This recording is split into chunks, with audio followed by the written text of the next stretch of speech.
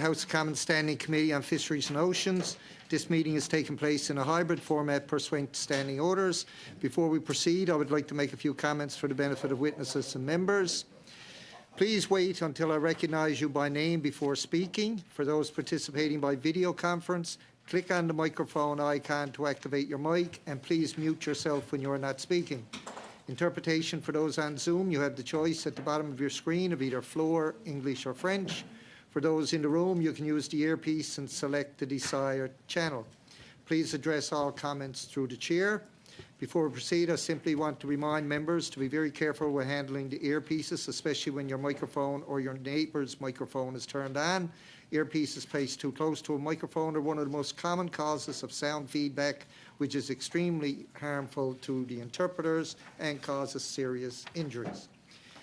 Pursuant to Standing Order 1082 and a motion adopted on January 18, 2022, the committee is resuming its study of illegal, unreported and unregulated fishing.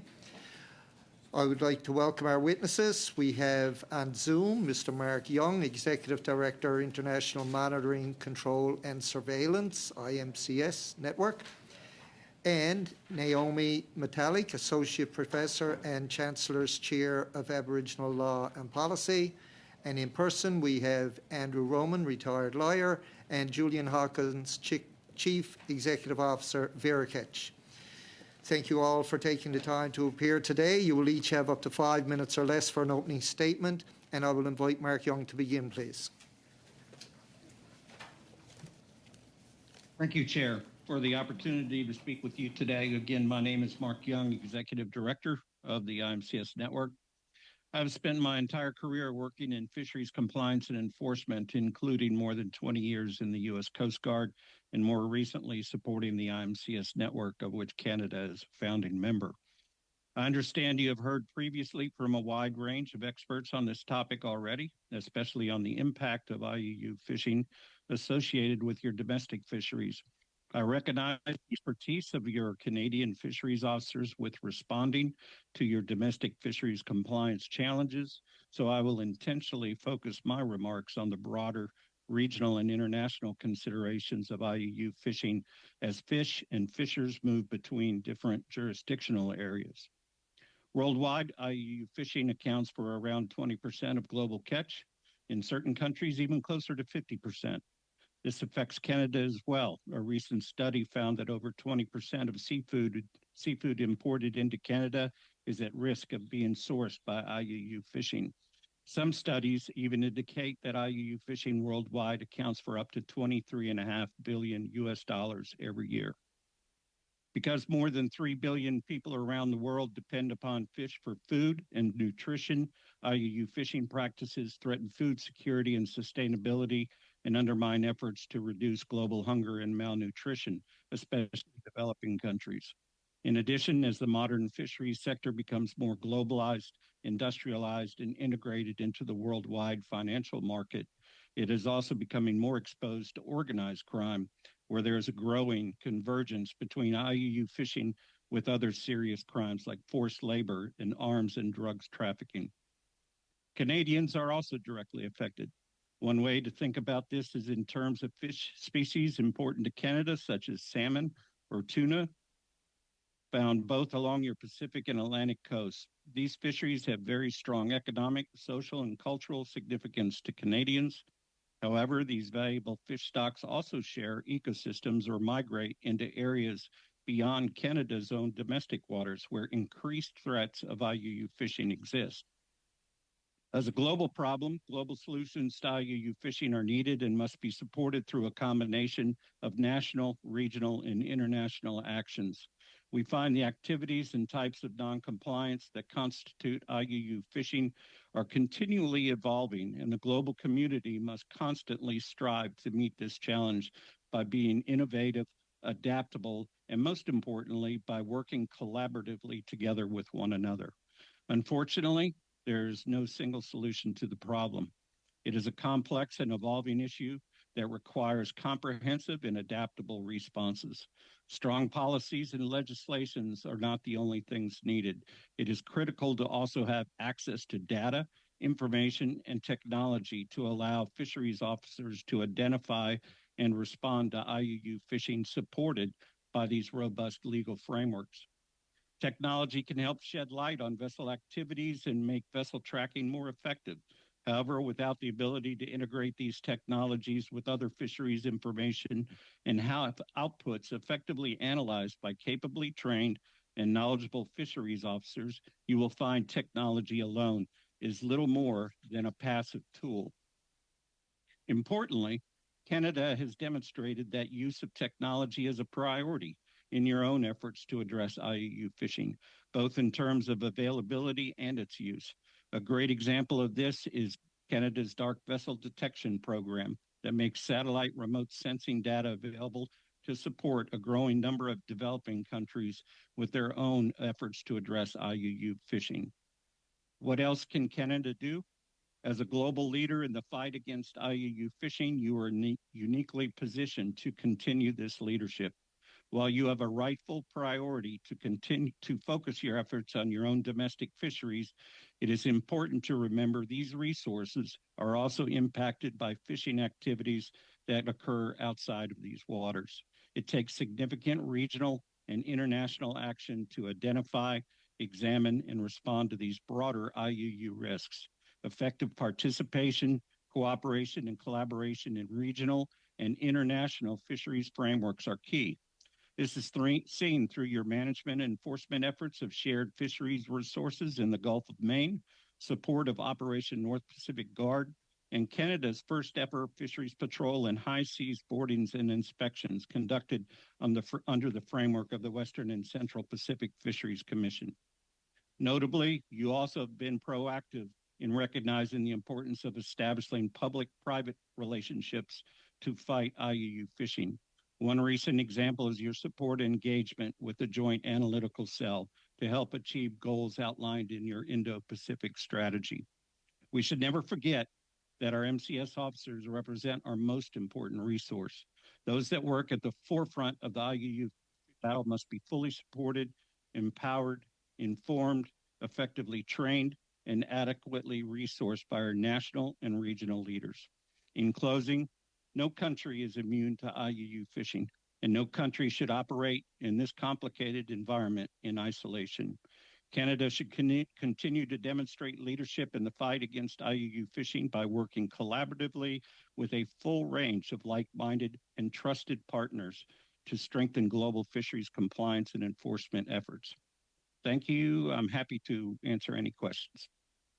Okay, we'll move on now to Naomi Metallic for 5 minutes or less, please. I am from the Lissigooch Mi'kmaq First Nation. I am a lawyer and a law professor, and thank you for the invitation. In reviewing the testimony before the committee, I am concerned that some of the discussion has been one-sided and often equates Indigenous fishing with illegal, unreported, and unregulated fishing. This entirely overlooks that we are talking about constitutionally protected rights that require respect and implementation by governments, especially so given Canada's passing of the Act on the UN Declaration on the Rights of Indigenous Peoples. I also wonder how this committee's work squares with other studies of Parliament, most notably the Senate report from 2022 about advancing the full implementation of Mi'kmaq, Wolastoqiyik, and Passamaquoddy rights-based fisheries, entitled Peace on the Water. My submissions are intended to clarify the law regarding Canada's obligation regarding Aboriginal and treaty fishing rights. The term regulate gets used a lot, and yes, the Supreme Court of Canada in both Marshall 1 and 2 stated that Canada has the right to regulate the treaty right. But regulate does not mean Canada may legislate and limit the rights in whatever way it sees fit. Far from it. Canada has a duty to accommodate Aboriginal and treaty rights to fish, give priority to these rights, respect communities' role in the management of their fisheries, consult on impacts to these rights, and finally to address barriers to the exercise of those rights.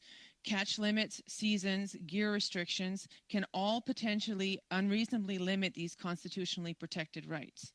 Some broad brushstrokes on this. Section 35 of the Constitution Act 1982 changed the rules of the game. In R versus Barrow, the Supreme Court found a right to fish for food, social, and ceremonial purposes, and there are local decisions upholding this for nations in the region. Marshall found a treaty right for Mi'kmaq and Wolastoqiyik to fish for a moderate livelihood based on the 1760 and 61 treaties.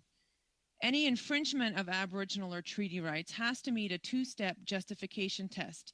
In other words, a test for what constitutes reasonable regulation of the rights.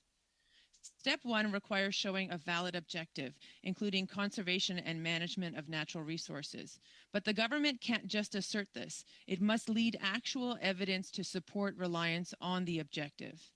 In the commercial context, objectives can also include addressing economic and regional fairness within an industry, as well as historic reliance and participation of non-Indigenous groups in an industry. But even if you meet this, there is a step 2.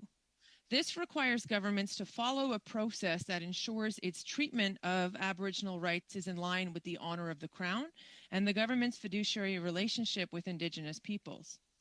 With food, social, and ceremonial rights, this means governments must give rights priority after any conservation concerns are addressed. In the commercial context, courts said priority doesn't have to be exclusive, but it's still meaningful.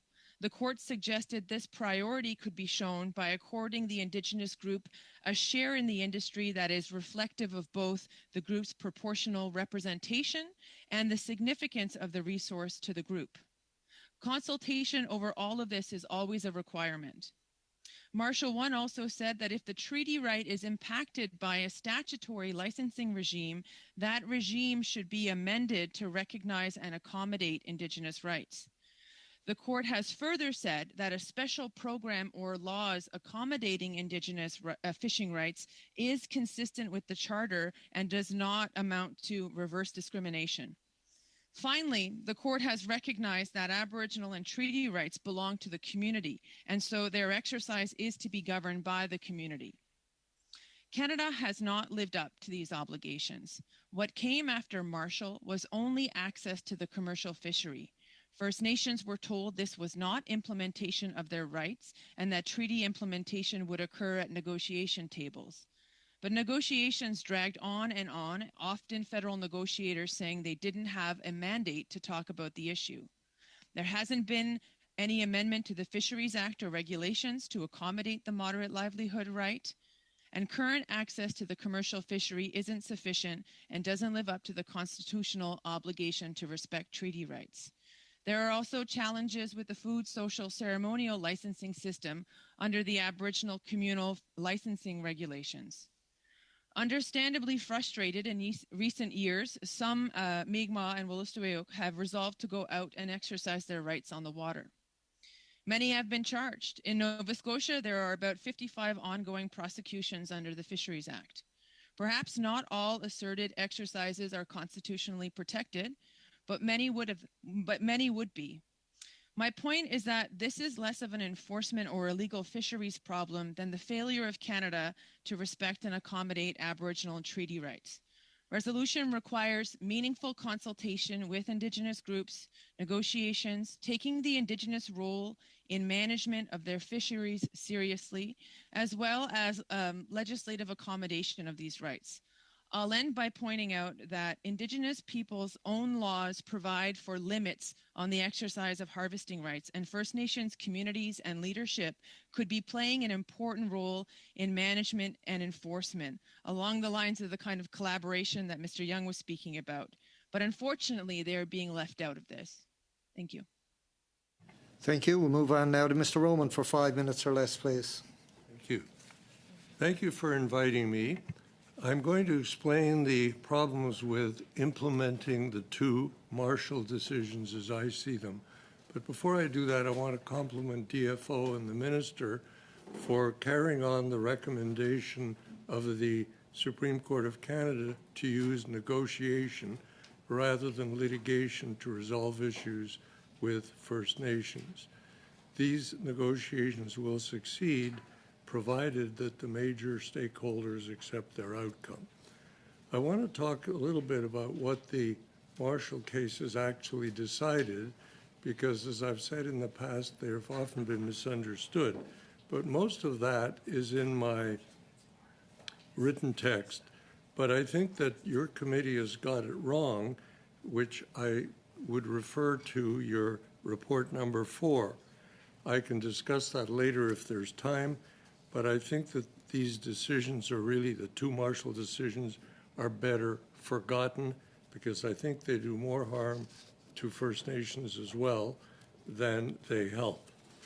Here's why I think you should not try to implement the Marshall decisions, and that is the serious discrimination limit that they put on there, discriminatory limit, to a moderate livelihood for Indigenous fishers.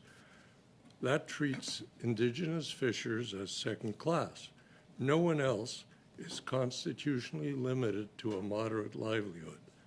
Why should we be implementing treaty rights that treat First Nations unfairly?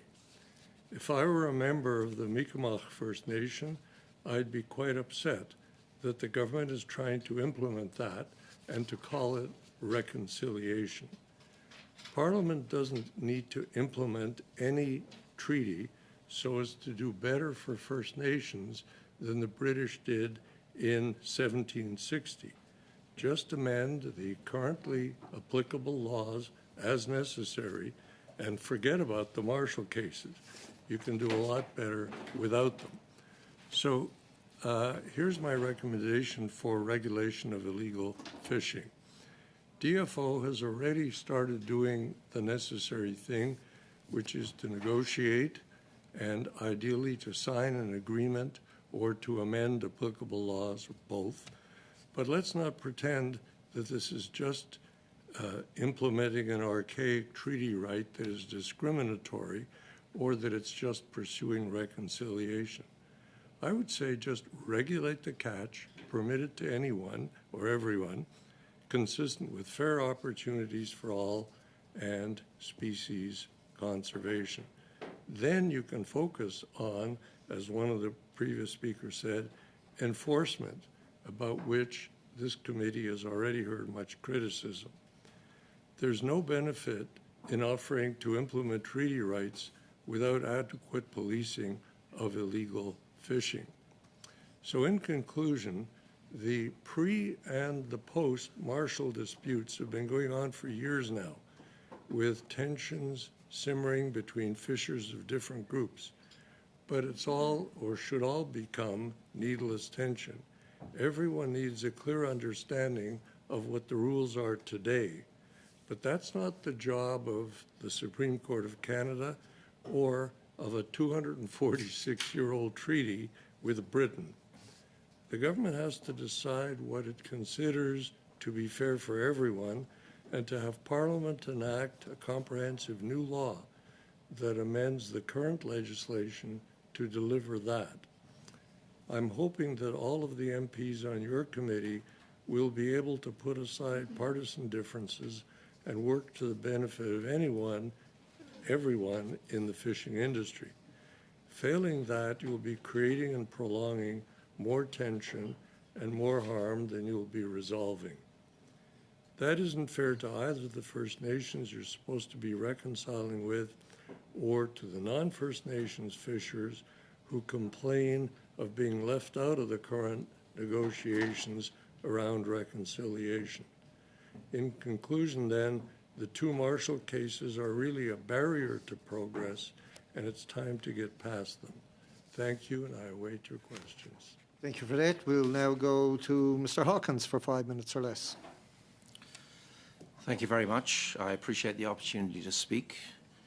Let me first of all start off by saying, Veracatch, which is the company that I represent, we're involved in fishing data. And I can't think of a better way of helping tackle IUU than getting actual data as to what's going on. That's got to be the core of everything. So Veracatch is a Canadian fishing technology company. We're based in Vancouver, Halifax, and St. John's. The company was founded in 2005 by technologists and fishermen. We have a team of in-house developers where we develop our products. We've been supporting Canadian harvesters as well as DFO with digital catch reporting products for more than a decade, and we understand the responsibilities incumbent in that. So digital catch reporting through electronic logbooks helps fisheries in quite a few different ways.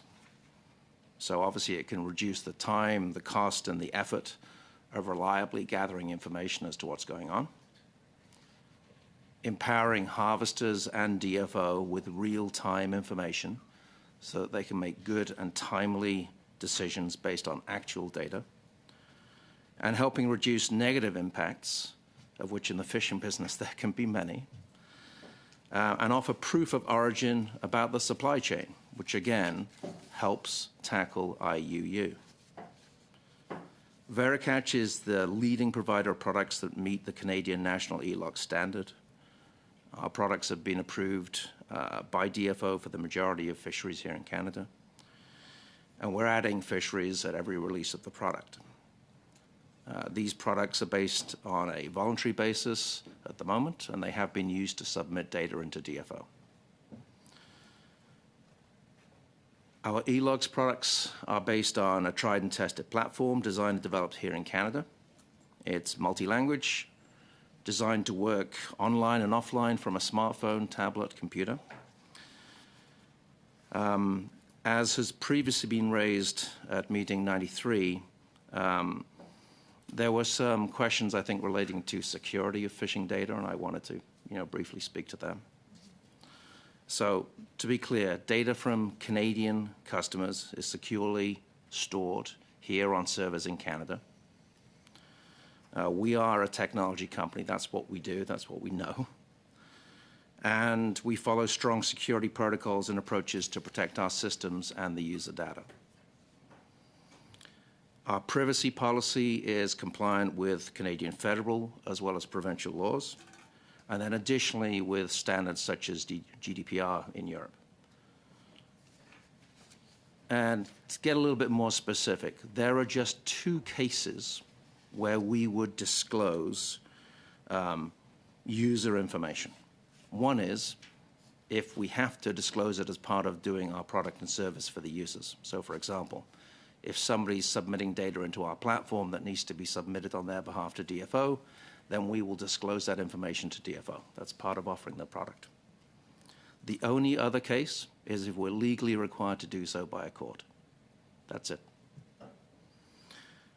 We're looking forward to help modernizing the Canadian fishing industry and also helping harvesters and DFO to get the benefits in performance and reliability into Canadian fisheries. As many other industries have seen, there are huge benefits if timely and accurate data is available. And we strongly believe that the E-Logs introduction in Canada will help the Canadian fishing industry. Again, coming back to IUU, good data is everything. If you don't have good data, you're shooting from the hip. You're never going to really get there. So getting the good data in from the fishermen actually doing the work is the best way to tackle IUU. Thank you again for the chance to speak. Thank you for that. We'll get in now very quickly with our rounds of questioning. We'll go to Mr. Perkins first for 6 minutes or less, please. Thank you, Mr. Chair. It's been a while since I've gone first in committee, so it's quite a privilege. Thank you. Okay, thank you. Thank you, witnesses. I understand some of the issues or comments by some of the witnesses today because obviously we don't control what the witnesses say in this study on IUU, and people have taken focuses in various directions. So in my time, and I know Mr. Roman and you've appeared before the committee before back in the I think the 2020 lobster dispute, and I think you said something then about some of the challenges in the way that governments of all sorts have managed the fishery and the moderate livelihood issue, which I think, if I heard correctly, Professor, make sure I pronounce it right, Metallic, are similar in that what we have is a series of Supreme Court decisions and a series of policy decisions over 20-plus years from governments. But a lot of those policy decisions aren't based on law in the sense that they're not reflected in any change, I think, as Professor Metallic said, in the actual changes to the statute or regulation. And I wonder, perhaps Professor Roman, and then Professor Roman, sorry, Mr. Roman, and Professor Metallic. Professor Roman first, if you could comment on that issue and why that's such a gap and a problem. And Professor Metallic, have there ever been any discussions about doing that in all of the work that you've done with DFO, about actually finding a way to put that into legislation? Mr. Roman first. Well, your report number 4 said it's beyond the scope of the committee to define what would constitute a moderate livelihood. My comment to that would be no one can do that, and you shouldn't even try. It's a bad idea. Let it go. And there's a lot of that sort of thing where you're inviting or asking the government of Canada in your report number 4 to work out what that is, to help define it and so on. But it's a discriminatory requirement, and it shouldn't be there. The reason why the Supreme Court of Canada put that in was because of a very particular issue arising from the way Mr. Marshall was prosecuted. And it's more detail than I can go into now, but I can write you about it later. But I think that the point is here that the two Marshall cases were peculiar because the Crown was beating up on Mr. Marshall for a very tiny amount of fish, and the court wanted to see him acquitted. Well, I don't need a recitation of the case because we've got very limited time, right? I've only got 6 minutes and we're halfway through. Professor Metallic, I wonder if you have a few comments. To my knowledge, there's been very little effort, if it's ever been contemplated, to make changes to the Fisheries Act or the regulations in order to accommodate the treaty right. Although that was specifically mentioned by Justice Binney in Marshall 1. Most of the conversations has been at negotiation tables, and as I say, there's been delays, and that they haven't amounted to very much. So I think, I've written an article about legislative reconciliation and how I think it's actually important for governments to embrace their role through looking at legislative tools. So I'll leave it there. Thank you very much. Mr. Hawkins, I just want to understand a little more about Veracatch. Is Veracatch on a contract with DFO, and does it receive money from the government to provide these services in fishery? How does it work? No, it varies a little bit by fishery, but if I speak about the national ELOC standard, for example, that is a standard that has been published by DFO that companies can choose to provide a product that meets that standard. And the people who pay for it, which is typical in fisheries, is the fishermen, right? So they're the people who have to pay for it. So that's the way it's arranged. Okay. But you report all that electronic catch data back, or the fishermen do directly to DFO? So in our product, the fishermen log it in on our product on a smartphone or something, and then that product, when the fisherman hits submit, it is then submitted to the DFO. Have you found adaptation problems? Because a lot of fishermen that I know in my part of the world in South Shore, Nova Scotia, don't even know how to use a computer at home. Yeah, we have to be practical. We've been working with harvesters for, like I say, more than 10 years with this. So it's, a lot of training goes on. We try and make it as straightforward and as clear as possible. But it can be done. People get used to it. Thank you. Mr. Young, in terms of IUU worldwide, that's obviously a huge issue. But even within our waters, we seem to have challenges. My understanding from some information we've gathered is that DFO alone saw its patrols decline in the last year in our waters in the East Coast by 30%. What happens when those who choose to do IUU, particularly in the offshore, as opposed to the inshore, in our offshore 80 miles out, know that we're not patrolling like we used to? Thank you for the question. Certainly the opportunity is there to operate in a more non-compliant manner, but I think the real opportunity or the way to address non-compliance is not necessarily strictly by just at-sea patrols. and trying to ensure adequate levels or optimal levels of compliance by at-sea patrols and boardings and inspections only. It's about dockside inspections, port inspections, like the electronic reporting, the ability for the reporting to be provided electronically without ability for data manipulation reduces opportunities for non-compliance. So taking advantage of greater opportunities, such as provided when you look at like the Port State Measures Act, PSMA, and looking at efforts to address inspections port side, because all fishing vessels have to come to port at one time or another, provides for effective means to be able to ensure compliance of fishers at sea, coupled with such mechanisms, use of technology as electronic reporting or electronic monitoring that provides more near real-time data. Thank you, Mr. Young. Thank you, Mr. Perkins. We'll now go to Mr. Cormier for 6 or less minutes.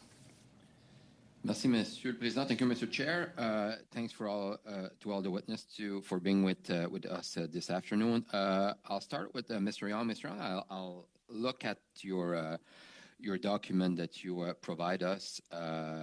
Well, I saw on that you invite, I think, Mr. Mike Calloway to speak to your group. Like, if you want to have better, people talking next time, we can certainly help you on that front. But kidding aside, look.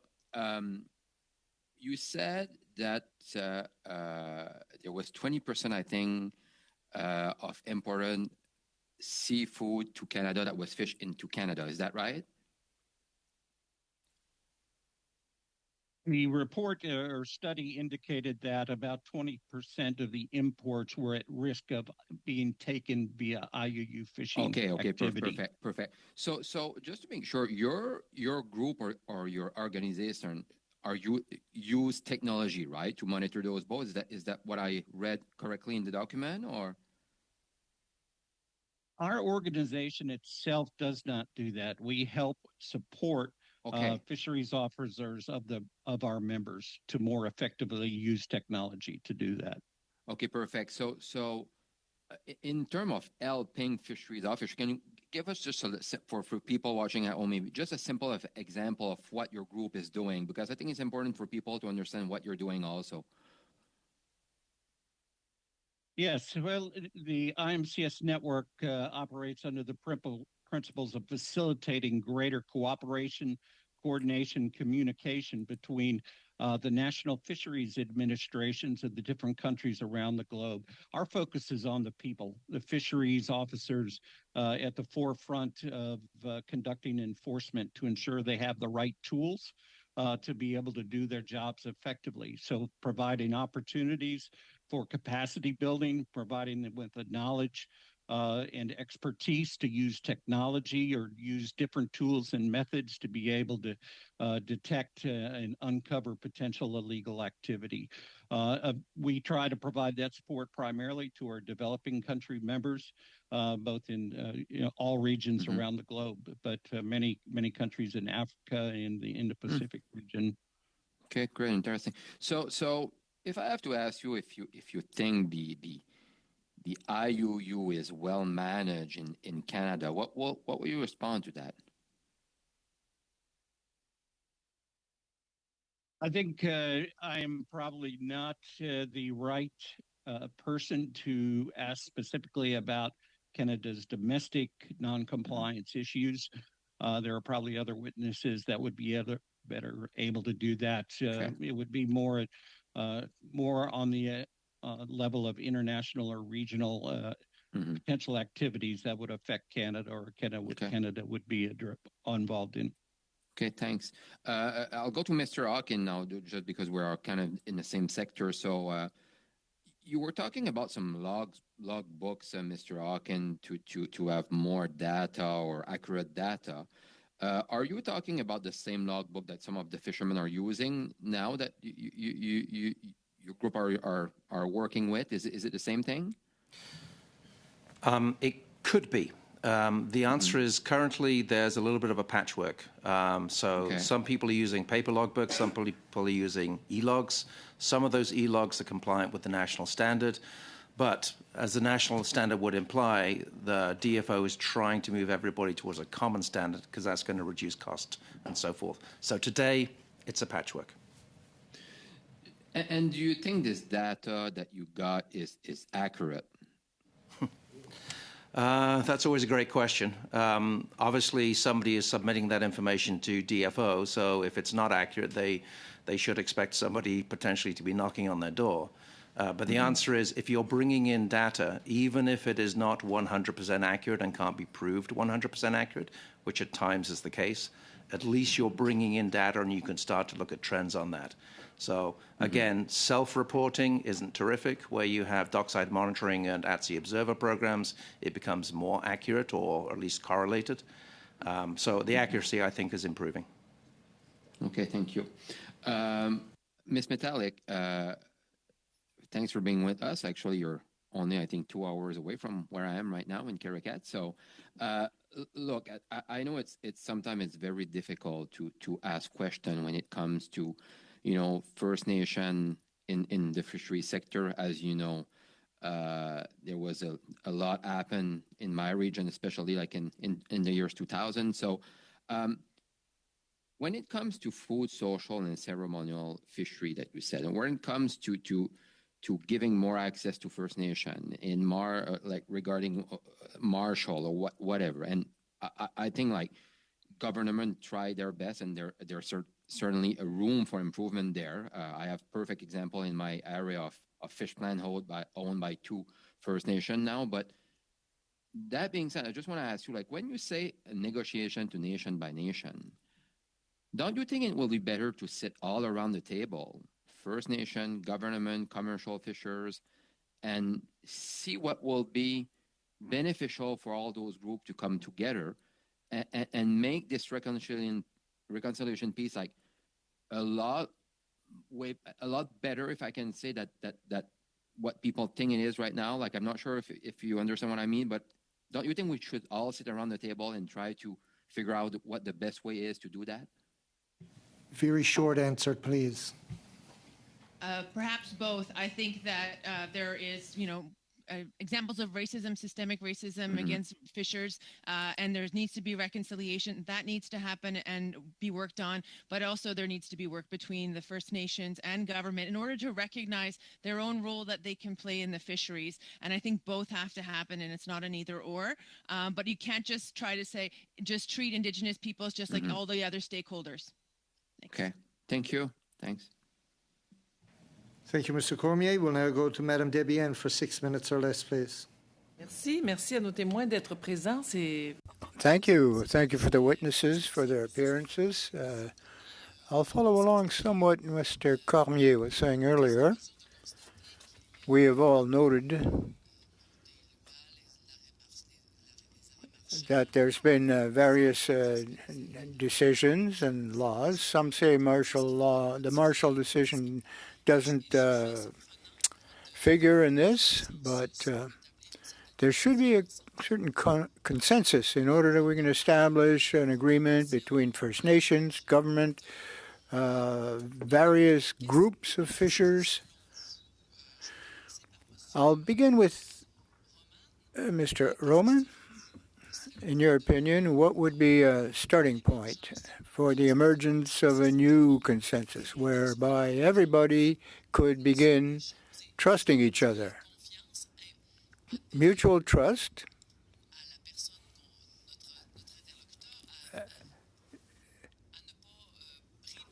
is based on the belief that your interlocutor is going to respect the agreement or the discussion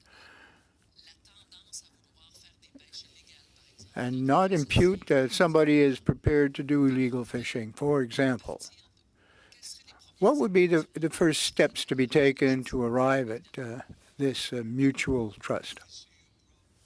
Term where if there are discussions being had, as there should be, with Indigenous people alone, and others are left out, then at some point, if you have a committee of everyone come together, those who were left out of the first discussions are going to be suspicious about whether there isn't a hidden agenda for the second discussions. And I think that is what has to be dispelled in the course of the second discussion. Otherwise, the whole thing falls apart. C'est très intéressant. J'aimerais que A very interesting position. Perhaps Professor Metellic would like to give us her view. I think education is a really important piece of this, and also understanding about the protection of constitutionally protected rights, and they're not a boogeyman, and they're not a bad thing. They're a part of who we are as Canadians, and we have Francophones on the panel who are, we protect, minority language rights in New Brunswick and other minority language rights in other parts of the country. And so, I sometimes say there can be perhaps some seeing of parallels that people can understand that what we're talking about are constitutionally protected rights and understanding how that works. I worry about sometimes, as I was trying to respond to Monsieur Cormier, that if we try to bring it all together and we're just sort of saying, like, just treat the Indigenous folks as just another sort of a stakeholder, you're not getting at those constitutional rights. And because of the systemic exclusion of Indigenous folks, you're not starting at the same levels. You're not starting at the same playing field. And there are, as I said in my remarks, special obligations that the Government of Canada and provincial governments have to Indigenous peoples that need to be followed and worked through, and you can't just ignore Supreme Court of Canada decisions. But I think there is a big education piece, and I think opportunities to have discourse and discussion is important, and to build bridges. And there's been some good examples in the Maritimes, in I think Pictou, in the area of Pictou First.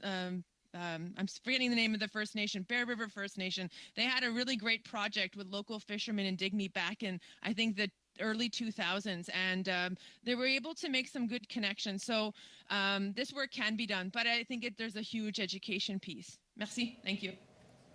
très intéressant. J'ai encore du temps, Monsieur le Président. I think I have a few minutes left, Mr. Chair.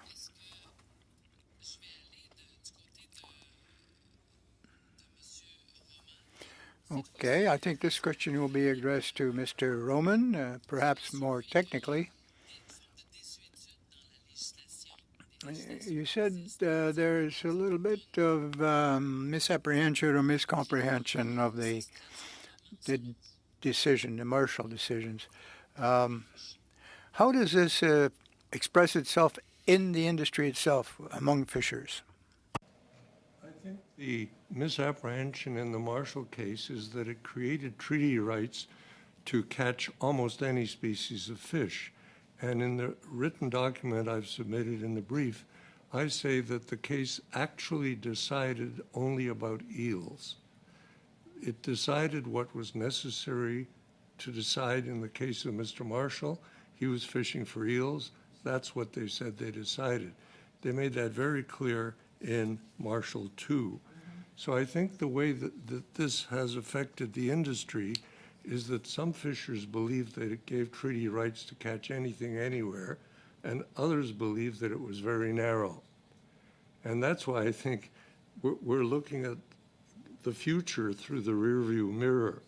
And that's why I think we should stop doing that, forget about the Marshall cases, and start looking at what we want to do with the Fisheries Act. Thank you, Madam Debienne. We'll now go to Ms. Barron for 6 minutes or less. Thank you, Chair, and thank you to the witnesses who are here. I have questions for Ms. Metallic. My first question, I'm wondering, just building off the questions that my colleague was asking just now, Caroline Desbiens was asking about, or we heard from a witness talking about the Marshall decision being limited to eels, and some of the potential confusion around that we were hearing from the previous witness. And I'm wondering if you have any reflections or additional thoughts on that. I do. In fact, I litigated a case on this a couple of years ago and spent the better part of a morning taking the trial judge through both Marshall 1 and 2, stopping at every point where the court said it is a treaty right to fish and hunt for a moderate livelihood. And where in Marshall 2 is actually really helpful if you read it all the way through. there is a reference to species specificity, but it is in relation to the justification of the right. And so the process that I had explained earlier, the process of justification, may change depending on you're talking about lobster or eel or shrimp or what have you. But the decision itself, the main Marshall I decision, is about a right to fish for a moderate livelihood, as well as to hunt. In Marshall, there was a 2005 Marshall where the court said it doesn't include the right to harvest logs, for example. But so it's very clear when you look at all three that species specificity is in relation to justification, not the right itself. However, there's huge miscommunication and misunderstanding around that too, and I think that is part of my recommendation for why there needs to be greater education around what the decision means, what it says, what does it mean to respect and honor treaty rights by governments, as well as respect by citizens more generally. Thanks. Thank you. And are you seeing that happening? Do you see opportunities for increased education around what those decisions mean, what the treaty rights are happening in the community? I teach at a law school, so I do in my classroom and with my students. But more broadly, I think there is greater education. Of course, what happened on the water in 2020, I think has led to more discourse. In Halifax, I have certainly seen different members of the public sort of have questions and want to learn more and get just a better understanding of the issue. These are complicated issues.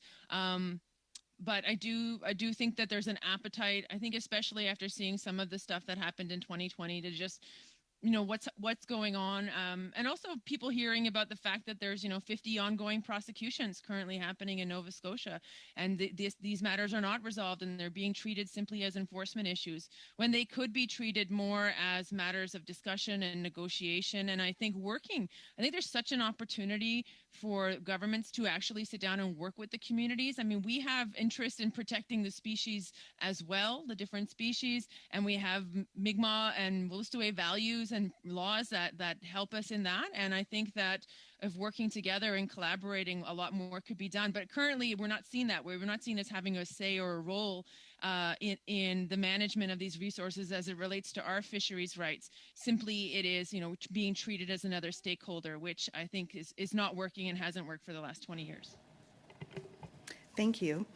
We heard from a witness recently, Mr. Russ from the Coastal First Nation Great Bear Initiative, and I'm just taking a quote out of what he said in his testimony. He said that inaccurate and sensationalist accusations involving First Nations and illegal, unregulated, and unreported fishing in Canada. So he was identifying that as something that's occurring quite frequently. And he pointed out that the further criminalization and vilification of First Nations looking to exercise their most basic, inherent, and Aboriginal rights is not the answer. And I'm wondering if you can provide any thoughts on those remarks.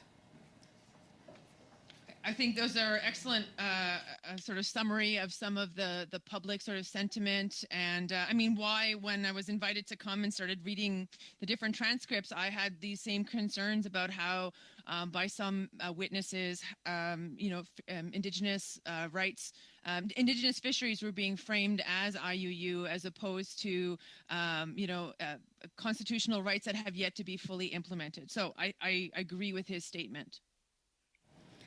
Thank you, Chair. Can you just tell me how much time I have?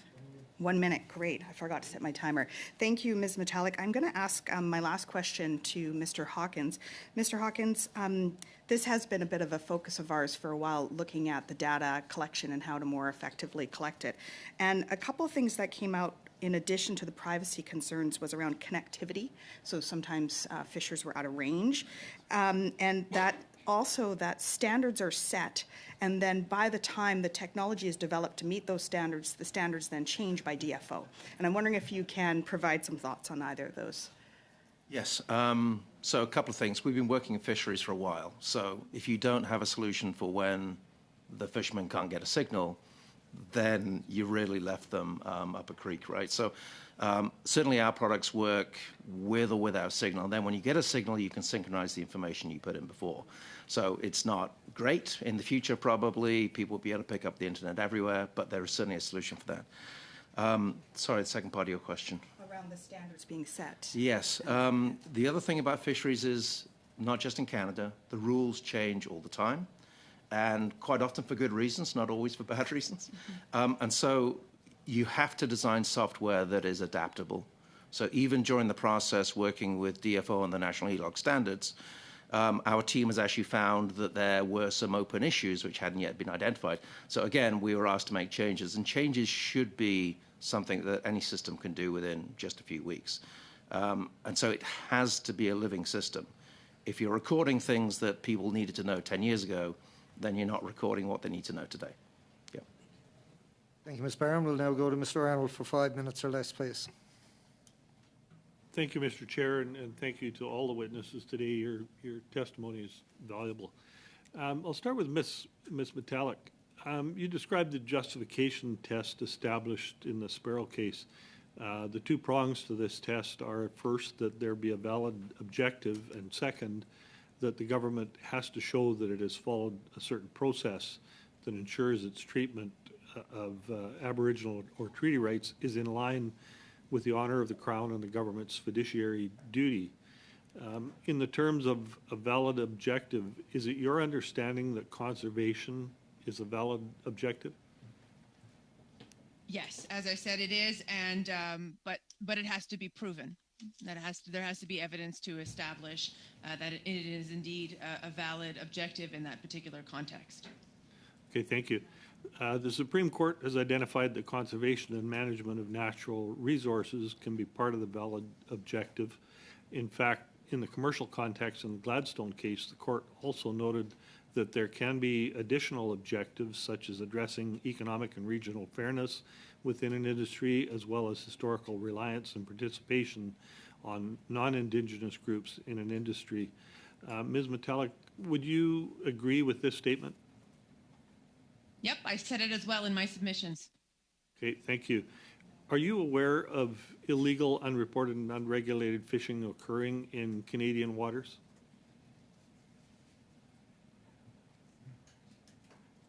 I have not directly witnessed any. Thank you for that. I will move on to Mr. Young now, if I could. Mr. Young, you mentioned that organized crime is now being more and more, I believe you said more and more involved in IUU. Could you elaborate a little further on that? And I guess in particular, is it because of the value of some species and the value of the catch that is the monetary value that is driving that? Certainly, the value of the catch is in part with that. You can see that there is some catch, some of the tuna catch that goes for thousands of dollars per fish, and the income that you can receive for that. But organized crime, also in the context of using fishing vessels that appear to be engaged in fishing, but there is opportunities to be able to take advantage of potential arms trafficking or drug trafficking associated with the fishing vessel.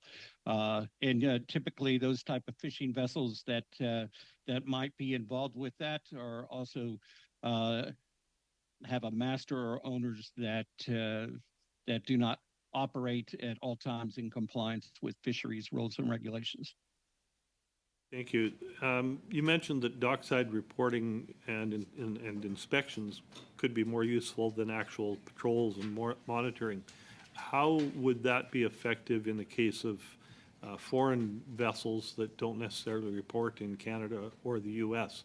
How would you monitor it at the docks in those countries and be sure that accurate reporting was coming back to Canada or the U.S.? Well, with the Port State Measures Act, the FAO Port State Measures Act, PSMA, the importance of that and the value of that is that it is a global treaty. and that it becomes more effective when you have more countries that sign up to the Port State Measures Act and have the obligations in there. There are obligations associated with sharing of information and data for inspections that are conducted in port, especially where there's risk of IUU activity associated with the vessel, and provides opportunities for engagement with the appropriate flag state and the sharing of information. FAO is developing a global information exchange system associated with the Port State Measures Agreement that provides opportunities for that sharing of information, which would be applicable to both Canada Thank you. and the U.S. Just one more quick question before my time runs out. With that, with the participation in that group and organization, is it voluntary, and is it only the good apples that are participating and the bad apples aren't there? We are finding that more and more countries are signing up for the Port State Measures Agreement. Certainly, it would be beneficial if all countries did sign up for it, but the more countries that do sign up for it provide the greater opportunities. That PSMA is not the only mechanism. Just having effective port state measures, even without signing up to the agreement, are effective in having agreements between countries that share a maritime boundary line to be able to share information are important factors that feed into that. It's just not necessarily having to sign up to PSMA, but having effective port state measures in place that address those issues too. Thank you, Mr. Arnold. We'll now go to Mr. Callaway for 5 minutes or less, please. Thank you, Mr. Chair, and thank you to the witnesses who are providing some really interesting testimony, and I appreciate it. IUU has a tremendous impact. All of us on this committee, MPs, have heard a lot, but we've also witnessed a lot. Most of us are from a coastal community, and we've seen the impact of IUU in terms of the abstraction, in fact, of community wealth, and we've talked about it here. Witnesses have talked about the involvement of organized crime, but also the impact on the species, whatever species we're talking about in terms of sustainability. But I want to go to Professor Metallic, and I want to make sure I have the right title. I want to make sure. Are you Dr. Metallic or Professor Metallic, or I just want to make sure. I'm mid PhD, so you can call me Professor. Thank you. Oh, okay, you're welcome. This week, Professor Metallic, in fact, was on Tuesday. We heard from Indigenous witnesses from the West Coast. And something kind of stayed with me from their testimony. They talked about CMP officers not understanding their rights well enough to do proper enforcement. I'm wondering if you would agree with that, because you've talked a fair amount in your testimony and also your answers today on the importance of education. And oftentimes when I'm out and about in different communities, I really get a sense that there's a dissonance between, like, there's not a shared literacy on a whole host of things among different groups, First Nations to fishers, and government to First Nations, or First Nations to fishers. I'm wondering if you could speak to that for us. I don't have any direct experience with that, but there's some excellent coverage that has been done by the Aboriginal Peoples Television Network. Angel Moore, in particular, is a journalist who has done some sort of in-depth and I guess undercover. She had got infiltrated into a Facebook of our CMP officers, where in fact there were several, disparaging, discriminatory, racist comments about that, and so had reported on some of these issues. So, I mean, I think that that's a sort of an element to all of these issues, and does speak to education, cultural competency, and the need for quite a bit of this in this area. And that's not to paint all officers in that respect, No, but of course there not. certainly are issues. No, we have CMP officers are doing a very tough job, and I've met many of them, and they're just top line professionals. But I'm wondering, based on your conversations with stakeholders, with First Nations, no matter where they are in Atlantic Canada, have you heard of any interesting models that may help CMP, but also help First Nations writ large and the fishery writ large in terms of enforcement, or maybe enforcement is not the right word. Maybe I'd be struggling for the word there. Not having a clear recollection of exactly when this conversation was, but I think it goes back to this idea of collaborating. That if Mi'kmaq and Wolastoqey First Nations, we're seen as having a role, seen as having a management role, and that management role was seen to be collaborative or in partnership with CMP officers, and maybe there could be training, collaboration, joint work, shared information, data sharing. I do think that these are opportunities to work together. My home community of Listigoch does have a Rangers program that we have had for about 20 plus years. And I think that they do work with local enforcement. And so there's a relationship. And so a lot of it is about collaboration and relationship building. But I think it requires sort of the change in perspective of being a partner with Indigenous nations as opposed to simply them just being stakeholders in this. Okay, thank you very much. I have about, I think, 30 seconds left, so I want to go to Mr. Young. Traceability is something we've seen as a big issue with IUU. And you mentioned in your opening remarks about technology. We've heard that, data, we've heard that. And we've heard the use of e-log books, which may very well be a recommendation, I'm not sure. But are there some other technologies you would recommend DFO implement? Because technology is absolutely going to be a necessity and our friend here. I wonder if you can unpack in 5 seconds or less, or maybe you can provide it in writing. Thank you. 5 seconds are left. Real quick, really interesting. During our global workshop last year in Halifax, we had someone from NOAA Fisheries with the U.S. that talked about AI in electronic monitoring. So increasing use of AI in the use is another area of technology that might be of increasing use. It's great to be able to see that in a single jurisdictional type of fishery. It might be a little easier to implement. Where the problem gets hard is in multi-jurisdictional fisheries, such as in the Pacific region, where you have dozens of distant water fishing nations fishing on the high seas and in coastal state waters, and trying to implement a traceability system that addresses all those particular issues. But AI is an interesting aspect. But it's probably a long way off, especially for developing countries.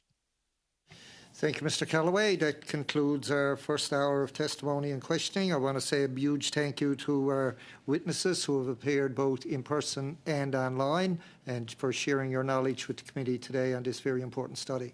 So again, we'll switch out from our current crowd that we have here, and we'll go to the next lot. We'll suspend for a moment.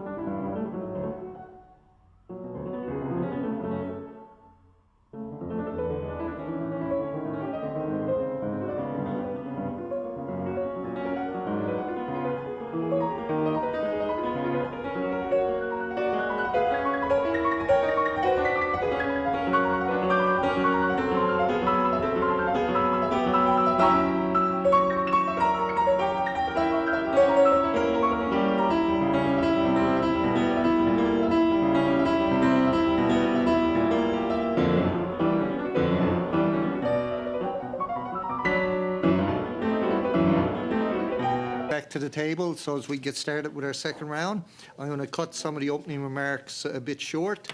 I would now like to welcome our witnesses. On Zoom, representing the Canadian Coast Guard, we have Mark May, Director General, Fleet and Maritime Services. In person from the Department of Fisheries and Oceans, of course, Adam Burns, Assistant Deputy Minister, Programme Sector, and Brent Napier, Acting Director General, Conservation and Protection. Thank you for taking the time to be here today. As you already appeared on this study, I understand you are ready for the round of questions without opening remarks. So we will go to Mr. Arnold for 6 minutes or less, please. I was preparing to hear opening remarks, but I guess I will start out with Mr. Burns. We have heard that there are decreases in the patrols off of the, particularly off the east coast of Canada, as much as a 30% reduction in patrols and matching declining numbers of boardings or inspections. Can you provide any details on why that is? Thanks for the question, Mr. Chair. I'll actually pass that to Mark Mess from the Coast Guard. Thank you very much, Mr. Chairman. You are correct. There has been a reduction with regards to the patrols in the NAFO region in Atlantic Canada over the last 2 years, primarily due to the fact that our ships are now going through vessel life extension, which in anticipation for the new arrival of vessels. So as to extend those vessels, we've had to take some vessels out of service, and due to some lengthy steel work and additional work, that has caused us to have a reduction in the number of days that we are present. We do have a third vessel that also does provide a level of support, but unfortunately with an aging fleet, it also went through some mechanical issues, and therefore those hours or those days have been reduced. When we get both of those vessels back onto the NAFO in the next year or so, we'll be back up to our full 600 days per year. Thank you for that, Mr. Mess. Would the bad actors, the foreign vessels and potentially Canadian vessels that may be interested in IUU operations be aware of the reduced patrols? Mr. Chair, I think I'll answer that question for you, and thanks again for the question.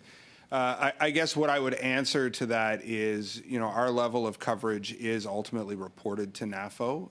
At the same time, other contracting parties are also engaged in enforcement activities in the NRA, and we have other enforcement approaches that go beyond simply vessel presence. Thank you. The question was, would the nefarious bad actors be aware of those reduced activities?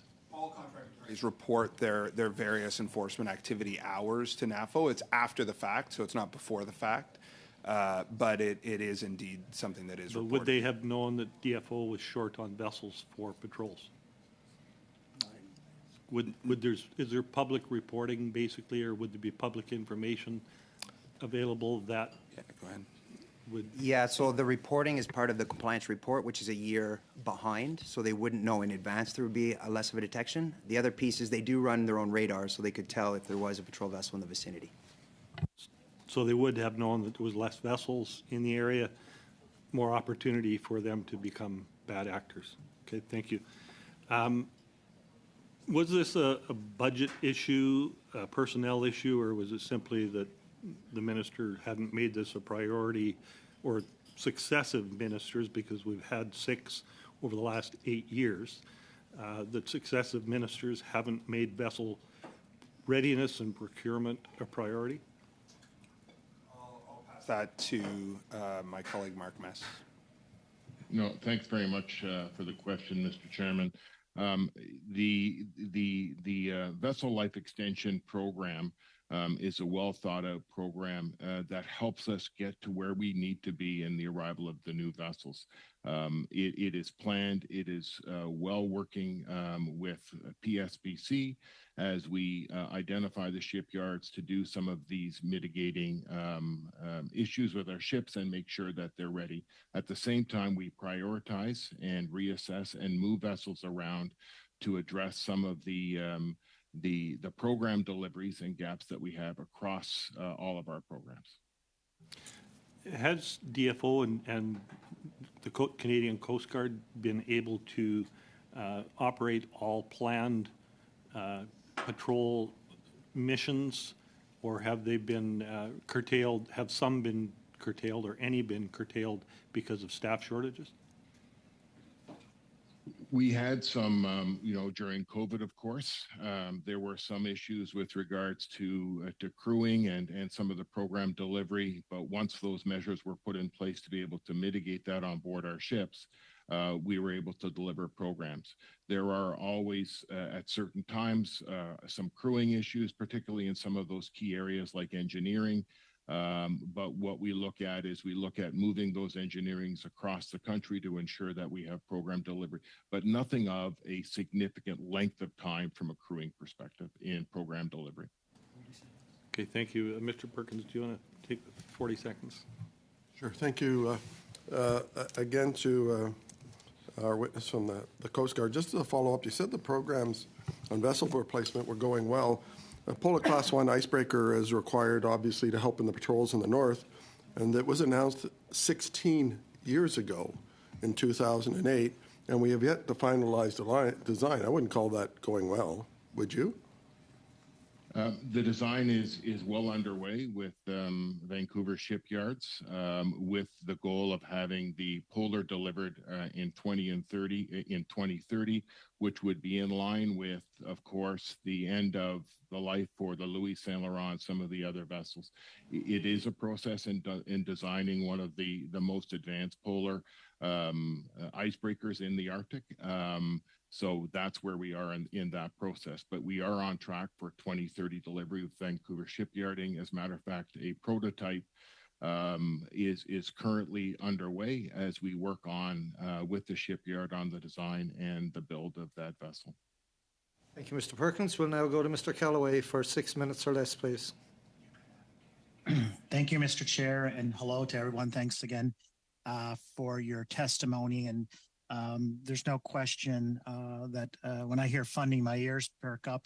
We always could use more money. And in fact, in the fall economic statement, we have money allocated for DFO and the Coast Guard, is my understanding, which was voted against by the Conservatives. But nonetheless, enforcement is a huge priority for all of us around this table. But I wonder if you can walk through a couple of things for me, because I think it's important, again, not just for all of us here, but all of us watching. My understanding, when charges and law enforcement are in play, that's not conducted out of the minister's office. So there's a line, There's a line that the blue line or bright line. Can you talk about, I guess, where politics ends and law enforcement begins? I'll take that. Thanks for the question, and that's absolutely true. There is no direction to our enforcement officers in terms of pursuing charges, and indeed our enforcement officers observe what's going on, investigate what's going on, and build a case report, which they then work with the Public Prosecution Service on. And it is ultimately a decision of the Public Prosecution Service as to whether or not charges would be pursued in court. And so that is the process. And indeed, there's no involvement outside of the direct chain of command of conservation and protection within the department to inform which activities might be brought to Public Prosecution Service, which files, and what investigations would be undertaken in that way. Good. Thank you for that, Mr. Burns. In the last series of witnesses, I talked about conservation and protection, and I think many of us around the table have had the pleasure and the privilege of meeting the men and women in conservation and protection. They're doing a lot more than ever on a whole host of fronts and a variety of provinces. And I'm wondering, what can we do to improve the ability of the officers to do their job more completely without risk of danger? Because there's an increasingly alarming amount of danger that these men and women are facing. And it is in relation to IUU. It's in relation to bad actors. It's in relation to individual bad actors, organized crime. And all of these, and I think people need to realize this, these CMP officers live in these communities.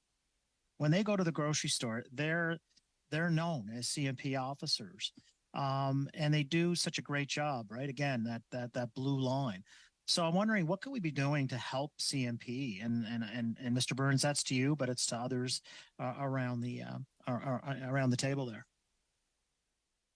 So, what I would say is that we work on a daily basis with conservation and protection, reviewing the policies and procedures, ensuring that the direction that they are receiving from their chain of command is being provided them in an appropriate way. That the rules and the lay of the land is clear to them, and that they're adequately resourced with the appropriate tools, as well as the appropriate ongoing training. It's not just about that initial training, but it's about ongoing updated training. And so ensuring that they have the best available intelligence information, understanding of what the state of play is, if you will, to ensure that they're appropriately equipped in order to be able to do their job. Thank you, Mr. Burns. Mr. Chair, how much time do I have left? 1.5 minutes. See, I seldom get, for the record, I seldom get in the 6-minute slot. The 5-minute slot, the 2.5-minute slot is usually my jam. But this just gives me a little bit more time to ask to Mr. Burns or to others, what can we be doing better right now, both from an inshore perspective on IUUs and an offshore perspective on IUUs in terms of utilizing technology? Our previous witnesses talked about the importance of you looking at e-logs and dockside monitoring. Fair enough. Are there things that we are working on now that you can share with us that may not necessarily mean more people, but it may mean using technology or other means to cut down on the amount of IUUs?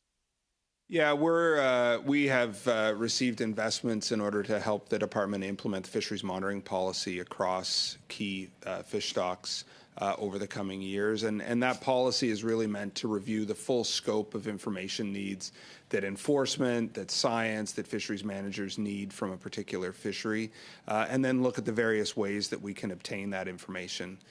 So we'll be undertaking that work over the coming months and years to improve the monitoring on a fishery-by-fishery basis, which might include e-logs, it might include different roles for dockside monitoring, at-sea observers, et cetera. And each fishery has its unique set of information needs, each fishery is operated in its unique way. So it's important to do that analysis on a fishery-by-fishery basis. Thank you. Thank you, Mr. Kellaway. I don't know what jam you're in, but you're 15 seconds over. We'll now go to Madam Debienne for 6 minutes or less, please. Merci beaucoup, Monsieur le Président. Thank you very much, Chair, and welcome back. Some of you we've met before.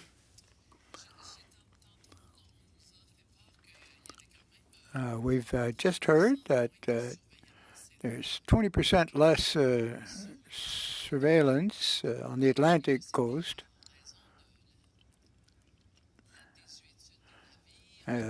Generally, it was due to aging vessels and the renewal process, and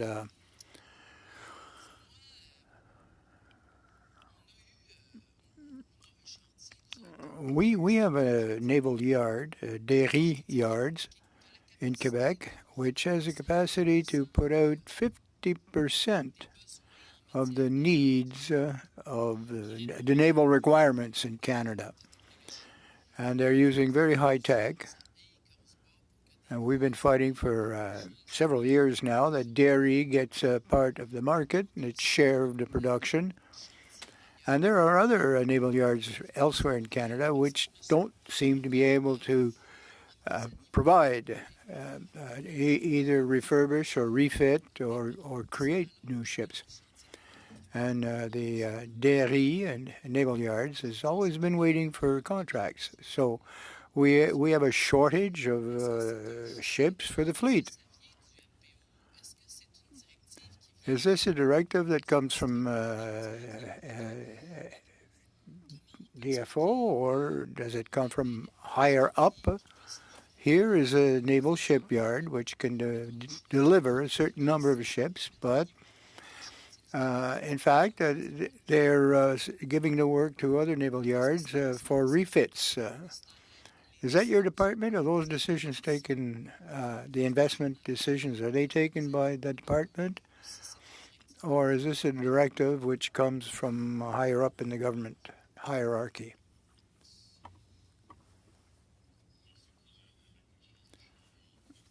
Well, thank you for this question, as Chair.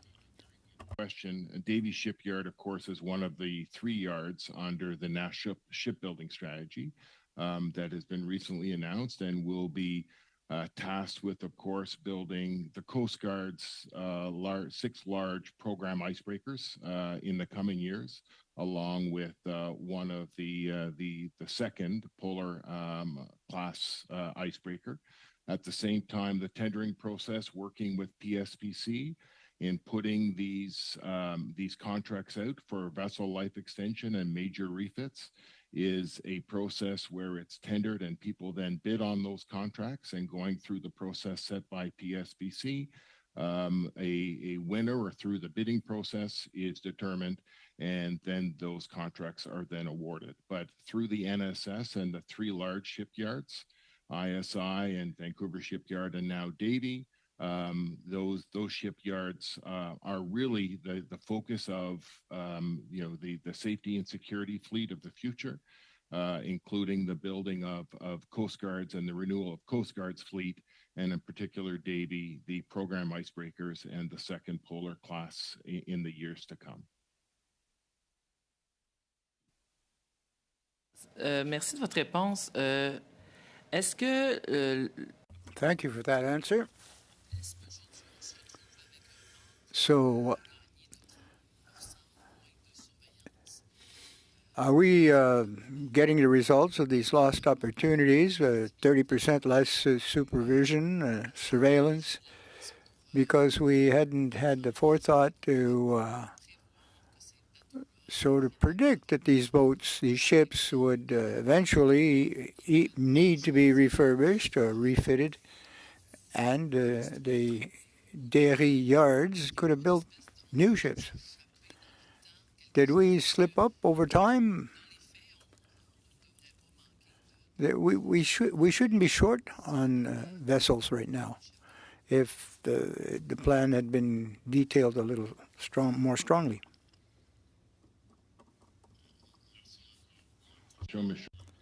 Once again, I thank you for that question. Again, I think here this is quite simple. The Coast Guard developed and continues to renew its fleet renewal plan. The planning of ships going back to 2012 and even 2007 has evolved, and the government has seen the foresight to help fund the replacement of various classes of our ships. You speak to the last 2 years and the 20%, as you had alluded to, lack of Coast Guard presence and patrols in the NAFO region. Part of that is in the vessel life extension and major refits of these vessels. Because they are older vessels, they do take longer. So for instance, if I look at the latest ship, the Coast Guard Cygnus, which is one of those offshore patrol vessels in NAFO, It took almost a little bit longer than a year to do a lot of that vessel life extension, only because of the aging vessel. But that's part of the work that it does, and it's an older vessel. That being said, it will be replaced in 26, 27, and then 27, 28 by the new Arctic Offshore Patrol Coast Guard variant vessels that are currently being built in ISI. So we will be receiving those replacement vessels in the next 4 to 5 years, but the plan is in place, working with PSPC and the replacement of those vessels through all classes. Thank you, Madam Debienne. We'll now go to Ms. Barron for 6 minutes or less, please. Thank you, Mr. Chair. Thank you to the witnesses for being here and for some returning again. My first question is to you, Mr. Burns. The first question now, those around this table are probably going to get tired of me reading this testimony, but I feel that it's particularly impactful and I'd like to get your thoughts on it. But we had Mr. Russ here from the Coastal First Nations Great Bear Initiative during this study, and he pointed out that there are, in his words, were inaccurate and sensationalist accusations involving First Nations and illegal, unregulated, and unreported fishing in Canada. And he pointed out that the further criminalization and vilification of First Nations looking to exercise their most basic, inherent, and Aboriginal rights is not the answer. And I'm wondering if you can share some thoughts around that particular testimony. Yeah, I mean, what I would say is the government is very committed to reconciliation with Indigenous communities, and what we seek to do is work with communities to understand what their perspectives on what their rights-based activities are, as well as what their economic objectives from the fishery might be. And we seek to work with them in order to further those objectives. And so that is what we are focused on, and on all three coasts. Negotiators from my group are engaged with nations doing just that, and working collaboratively to try to further those interests. Thank you. Not to point out specific words, but I noticed you used the word perspectives on rights, and that kind of made me think about the fact that we have had many witnesses in this study point out that they felt that there was a lack of understanding around the obligation to respect and protect Indigenous inherent treaty rights and the obligations under UNDRIP. And I'm wondering if you're seeing the same thing in your day-to-day work. Well, what we seek to do is understand the asserted or court-affirmed rights of a particular nation, and work with them on furthering those rights. Great, thank you. Do you feel that DFO, is there opportunities to better understand as staff on how to best work with nations to ensure that these rights are being upheld? We work with our staff on a regular basis. The folks in our negotiations area that work directly with nations on doing the things that I described earlier are absolutely top-notch in what they do, and have a very deep understanding of Indigenous rights and of the approaches that are being undertaken related to reconciliation. But we certainly do seek to work with staff throughout the department to help them better understand all of those things as well. Thank you, and through the chair. Mr. Russ also went on to talk about how the First Nations are ready and willing to work with the federal government on a nation-to-nation, government-to-government basis to reconcile the rights and jurisdictions of their member nations with those asserted by Canada. And so it sounds like some of the witnesses are saying that the work is not being done that they would like to see to ensure that those rights are being asserted. And I'm wondering what your thoughts are on that, and perhaps if you could provide a bit of a response to Mr. Russ's comments that the nations that he's referencing are willing and able to work alongside. Well, as well through the chair, I would say that the department is actively engaged with a number of nations on a variety of aspects, including various elements related to shared decision making, and various aspects of engagement related to the management of the fisheries and understanding their rights, be they asserted, court affirmed, their economic objectives. And so we indeed are very actively engaged with a number of nations. I can't speak to the specifics of one particular negotiation at this moment, but the department is very actively engaged with a number of nations, as I say, on all three coasts. Thank you. I'm wondering if DFO has made a clear position on their position on moderate livelihoods and food, social, and ceremonial rights.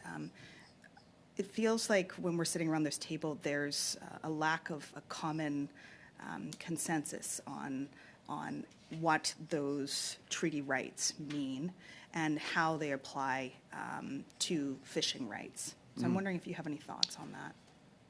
So the Sparrow decision of the Supreme Court in 1990, which found the right for fishing for food, social, and ceremonial purposes, which the department has applied through policy throughout the country related to fishing, is about the local needs of the community and essentially their food needs as well as social and ceremonial needs.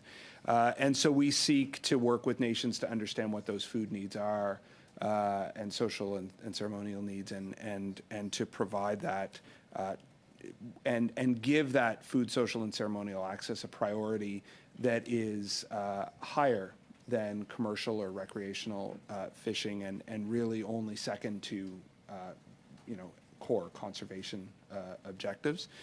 In terms of the martial right of the 35 Mi'kmaq and Wolastoqey nations, the Peace and Friendship Treaty nations on the East Coast, that right found by the courts is one which we work with each of those nations to understand how they want to pursue that right. And we work with them through various programming instruments in order to further their ability to pursue that right. So I would say that we approach that right on a nation-to-nation basis and work with each nation directly in order to understand their vision for how that right should be pursued. Thank you, Ms. Barron. We'll now go to Mr. Perkins for 5 minutes or less, please. Thank you, Mr. Chair. Mr. Burns, earlier this week we had, I think it was referenced earlier, 3 representatives of BC Fishing Alliances for First Nations.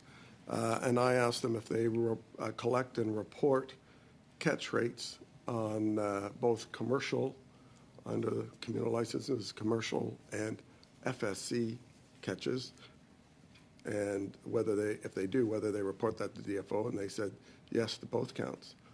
Do First Nations in Atlantic Canada do the same? So certainly with respect to the commercial and communal commercial licenses, the commercial reporting requirements are present there for those as well. I would not want to say that there's 100% reporting related to the catch of FSC for you today. I wouldn't be confident enough that is indeed the case. An order paper question through the House of Commons to provide me with the FSC catch rates in Atlantic Canada, and the response was there aren't any. I mean, I won't question the response that was given. What I can tell you is that we know through observation that FSC catch rates are very low relative to the overall removals in the fishery.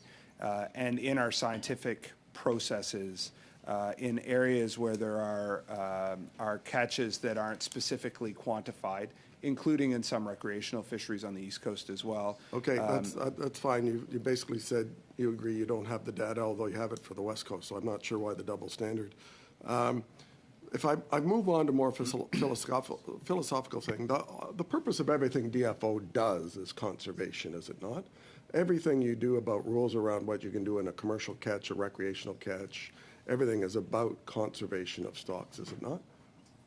Yeah, I mean, the Fisheries Act speaks to conservation and the proper management control of the fishery. So the orderly running of the fishery as well as conservation. So there would be no decision that the department would make that wouldn't be based with a conservation mind, whether it was regulation rules. So again, the core responsibilities for the minister relate to conservation and the orderly and proper management. I'll take that as a yes. So enforcement enforcement, obviously, of the rules and regulations is critical to making sure that conservation is preserved. Is that not correct? It is a core element of our overall management regime, absolutely.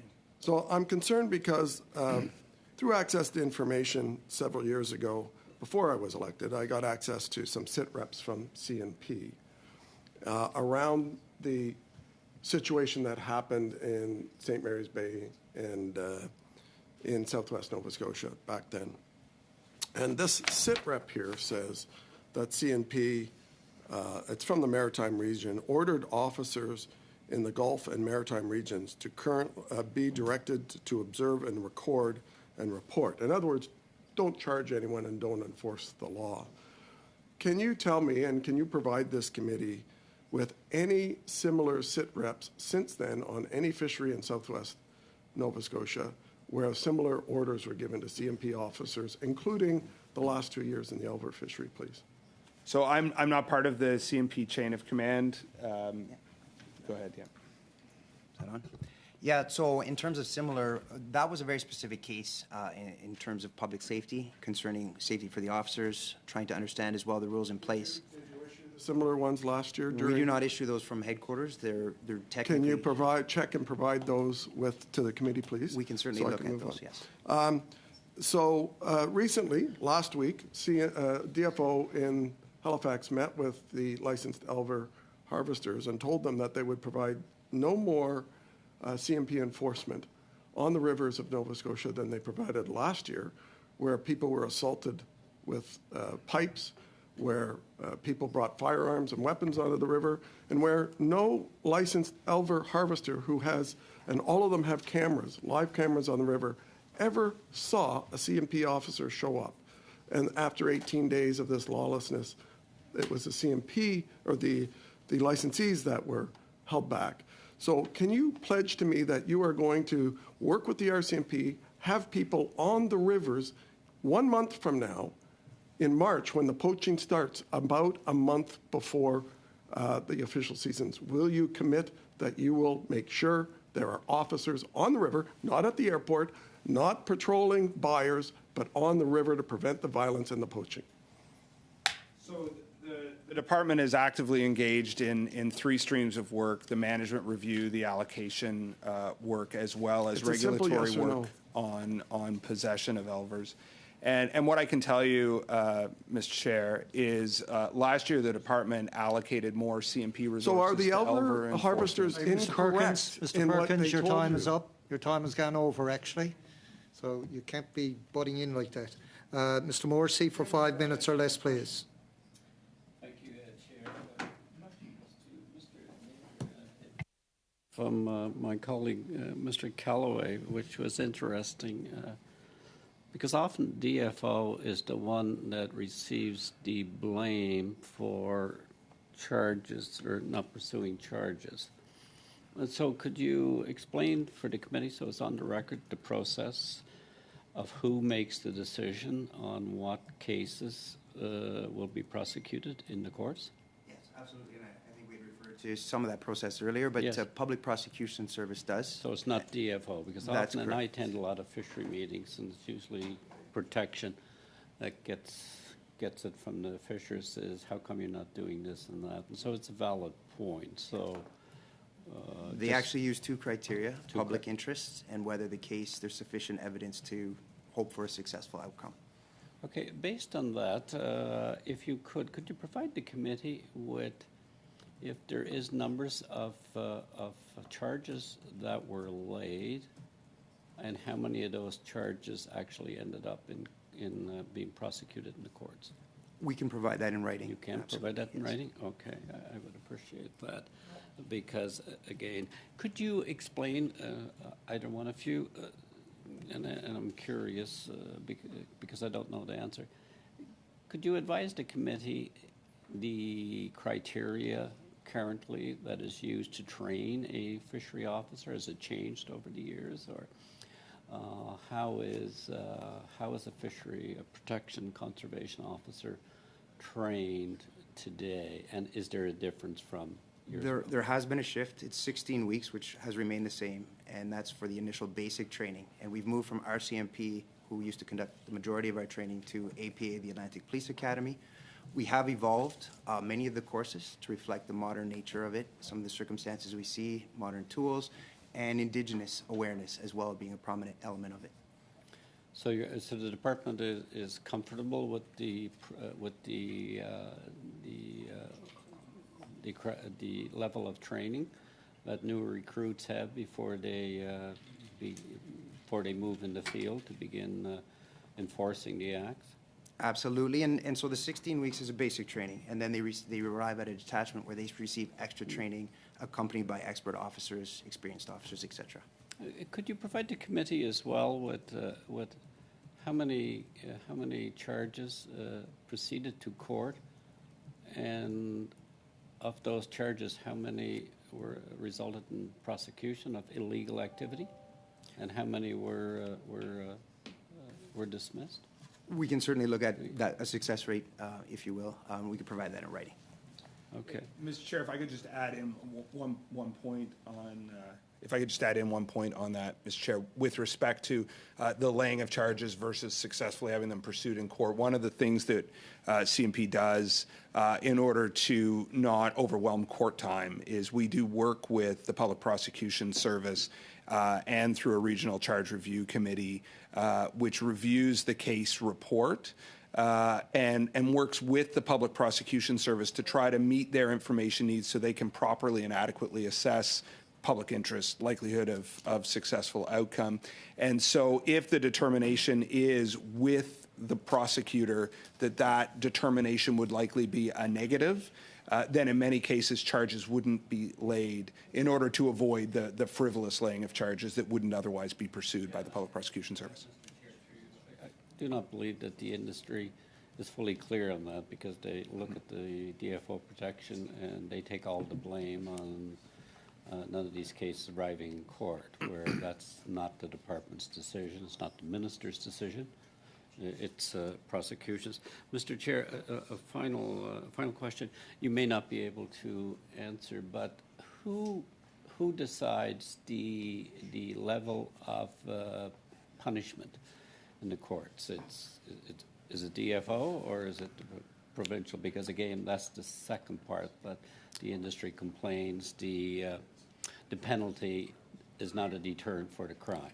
So the maximum penalties are defined in the Fisheries Act, but it would be the judge who would make a determination through their ruling what the particular penalty would be. And how often would they be reviewed? Who sets the monetary value of the penalty? So it wouldn't be in regulation, would it? The maximum penalty is prescribed in the Fisheries Act itself. It's in the Fisheries Act. And when was that last reviewed? Well, the Fisheries Act was last amended in... Not the Act, but the penalty part. I'm not aware of when that piece was last reviewed. Okay. Yeah. Thank you, Mr. Morrissey. We'll now go to Madam Debbie M for 2.5 minutes or less, please. C'est bien petit, 2 minutes et demie, Monsieur le Président. Merci. 2.5 minutes? Okay, thank you.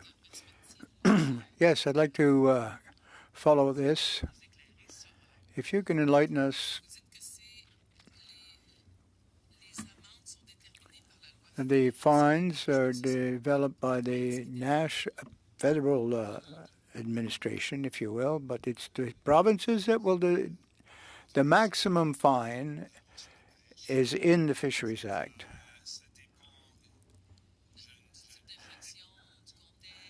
It depends on the context, the seriousness of the infraction. Does it represent a lot of money? It can do, it could be. But the determination of the amount, the exact amount of the fine or sanction, is set by the judge. And do you think that is sufficiently deterrent? Because, you know, if it's $100,000 for one of the major fisheries processors or whatever, is that really symbolic, or does it really deter? Well, the government has drafted the law, and it is the judges that decide on the severity of the sanction. You're not consulted by judges in particular to estimate the gravity of the offense, or you must give them some advice occasionally? No, I'm not a legal expert, but I don't think that this would be for the Public Prosecution Service. Well, the last time we talked on these issues, there's proceeds of crime by the police, for example, and it's reinvested usually in some of their programs, the fight against drugs, for example.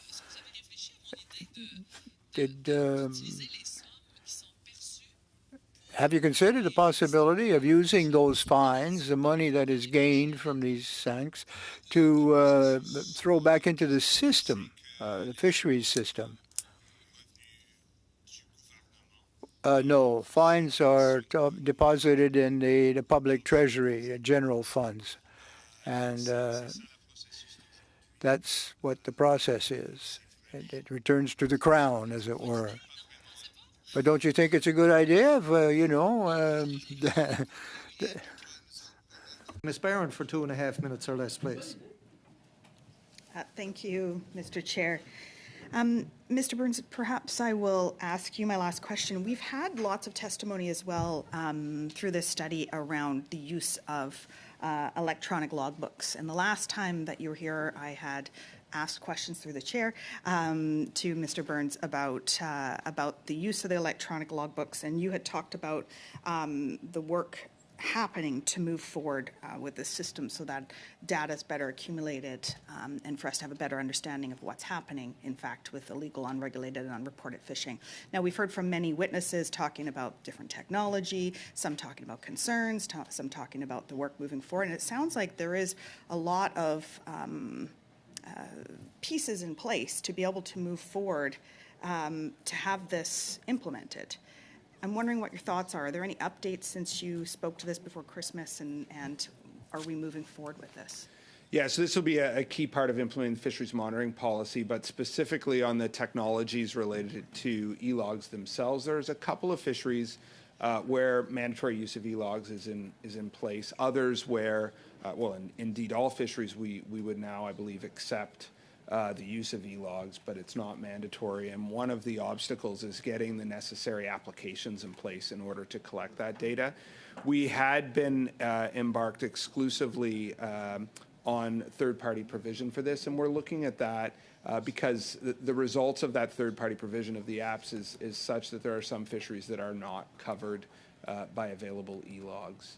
And so we're assessing what path forward on that in order to ensure that we can indeed implement e-logs across fisheries, because it's not a one-size-fits-all. There are various data requirements and other things depending on the fishery, and so it's not just is there an e-log application, but it's is there an e-log application appropriate to collect the data necessary for a given fishery. And so, okay, so there's another layer then of making sure that this data is actually able to accumulate the appropriate information required. Is there any consultation with fishers on how to best see that being implemented? Where are we at with that? Yeah, we work with the fishing industry as well as the various data users to ensure that our logbooks are collecting the necessary and appropriate data to support the informed decision making in a given fishery. And really, e-logs is about taking those data needs and transitioning them into an electronic means of capturing them. Mm-hmm. And so it's that second part of really creating the application that would collect the data that we've already identified as being necessary. And so the data elements that are necessary is something that we do work with industry on. And now it's a matter of working with various developers to ensure that we have available applications. Thank you, Ms. Barron. We've gone a little bit over. We'll now go to Mr. Arnold for 5 minutes or less, please. Thank you, Mr. Chair. Thank you, Mr. Chair, and I'll be sharing my time with Mr. Brock. Just two quick questions for Mr. Burns. Does DFO consider conservation as the primary objectives of its policy, regulations, and objectives? So conservation and the proper management of the fishery are the key aspects of our management regime. That's a top priority. Yes. Okay, thank you. Now, just moments ago, after you stated that you don't have FSC reporting or data, you don't retain or obtain that data, you then, a few minutes or a few seconds later, said FSC catch rates are very low. How do you square that circle? If you don't have the data, how do you know it's low? So we know through various means of observation of the level of activity of FSC fishing by nations, the means by which they're engaging in that FSC activity. So you're using anecdotal information to run fisheries. And for example, in many fisheries, our scientific assessments also develop estimates of unreported catch. As I mentioned earlier, whether that's the small amount of FSC activity or whether it's other activities, recreational fishing that doesn't have logbook reporting, various bycatch. Thank you. I'll turn my time over to Mr. Brock now. To Mr. Burns, all public prosecutors, when they are prosecuting a federal charge, ask themselves two questions. Is there a reasonable prospect of a conviction, and is it in the public interest? I'm not talking about the conviction aspect, but the public interest that you referenced. Of all the times that I prosecuted in Ontario, when I withdrew a charge because of a public interest issue, I had to articulate the reasons behind that on the record. So in the case of the Public Prosecution Service in the Maritimes, what general set of reasons are they putting on the record where they are withdrawing charges under the Fisheries Act on public grounds? Public interest grounds.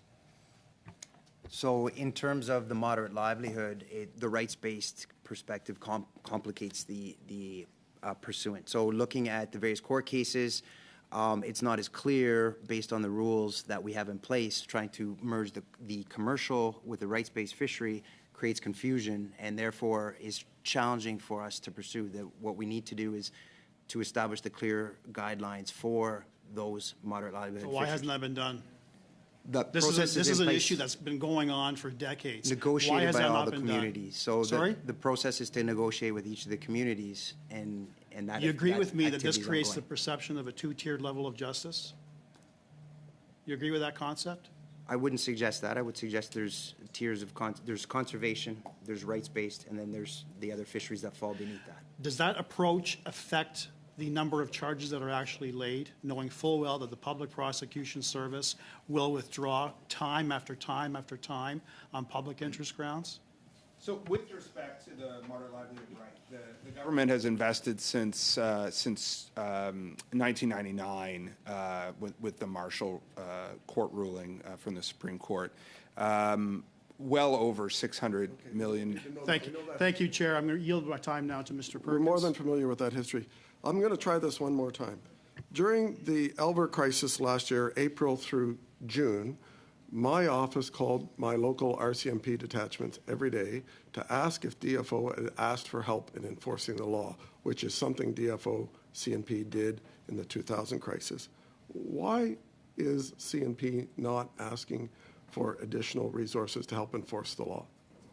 I can tell you, Mr. Chair, that the department is coordinating directly with CBSA, with the RCMP, in order to ensure. But I'm telling you on the ground, RCMP were never called, and I'm telling you CBSA sat in that chair and said they didn't get any Elvers exported. So I'm going to ask again. In March, the poaching is going to begin.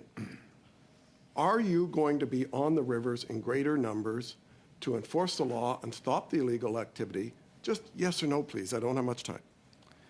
So the department will be 100% engaged with its partners. No, will it be on the rivers in greater numbers to arrest poachers than they were last year and stop the illegal activity? That's a simple yes or no. Are you putting more resources in or the same?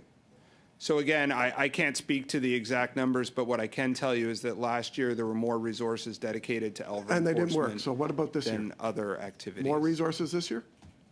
There's a variety of means that we'll be implementing, as I mentioned earlier.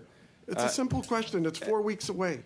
So there are a number of tools that we need in place in order to properly manage this fishery. As I mentioned earlier, the management review, the allocation review, as well as the position regulations. What the department told the Elver Fisheries is right. We'll now go to Mr. Badaway for 5 minutes or less, please. Thank you, Mr. Chairman. A couple questions, and I'll say it this way, that fish don't have passports. Fish are all over, and of course with that, they the effects on one side of a border can affect the other side of the border. So I guess for the most part, my question is, how are the partners, the enforcement partners, through intelligence, through fleet dedication, through available technology vis-a-vis radar, which is probably the most effective technology to utilize to see who's who, where's where, drones, etc., looking at data with respect to quotas, the reality of what's being caught versus what's being allowed, can tell the full picture. And lastly, the harmonization of regulations. Are we in fact working together with those, not only within our country, but within the countries that are actually a part of this fish stock, and therefore dealing with, one, the situation at hand in terms of trying to preserve, but more importantly, trying to preserve is the enforcement of hopefully harmonized regulations as well as harmonized efforts to deal with this challenge. I'll offer a few thoughts on that, and you know, I'd start by saying we do use a variety of tools for domestic enforcement. You know, CMP working with the Coast Guard related to maritime domain awareness, knowing where activity is occurring, deploying assets appropriately related to that. You know, we can tell if a vessel is fishing versus transiting based on its speed and behavior, and so we are able to do a lot of things that in years gone by you just weren't able to do from a computer screen somewhere, and needed to you know, just be out and see it. And so there is a real modernized approach to maritime domain awareness domestically. You raised international, and I will just note the work that Canada is leading on globally related to dark vessel detection, and working with countries like Ecuador and the Philippines, for example, in helping them develop the tools that they need for their maritime domain awareness as well, to support fisheries enforcement. And, you know, really exciting developments from that related to protecting the Galapagos Islands, and seeing the Chinese distant water fleet literally being pushed out of those areas where they otherwise would be destroying those valuable ecosystems. We're also engaged with partners, the U.S., Japan, Korea, on Operation North Pacific Guard with aerial surveillance as well as on-water presence. Last year, Canada had a vessel. We hope that will be the case again this year, along with the U.S., where enforcement agencies from all of those countries are coordinating and present on the vessel to enforce high seas rules, which is the other important piece, and you were mentioning regulations, ensuring that the international rules-based framework is in place and enforceable, so that we really can ensure that the bad actors on the high seas are able to be dealt with. And really important and encouraging progress is being made on all of those fronts. Just to add, of course, the multitude of tools we have is cross-validation. So e-logs is important, but comparing that against something else, third-party monitoring, electronic monitoring, and the analysis that's done, the intelligence works that's done. We have some of the most sophisticated air surveillance program in the world for our regulatory purpose at our disposal to collect information, to catch video, and to collect evidence as well. So we've been very effective in using those sorts of technologies to support our work. Thank you, and I guess I'll say in conclusion, Mr. Chairman, you know, my interest in this is, yes, we have to ensure that we have proper reaction to this through the laws and regulations that we put forward, but that's after the fact, and the harm's already been done. What I'm more interested in is preventing it from being done in the first place, so we don't have to get to that point. And from what you're telling me, that's happening to some extent. I think radar is probably the most effective with respect to the domains that you're actually looking over. And therefore, at the end of the day, we won't have to be in a court of law because we've dealt with the problem before it happened versus reacting to it after it happened. So thank you, Mr. Chairman. Thank you, Mr. Badaway, and I want to say a huge thank you to Mr. Burns, Mr. Napier, and Mr. Miz for appearing today.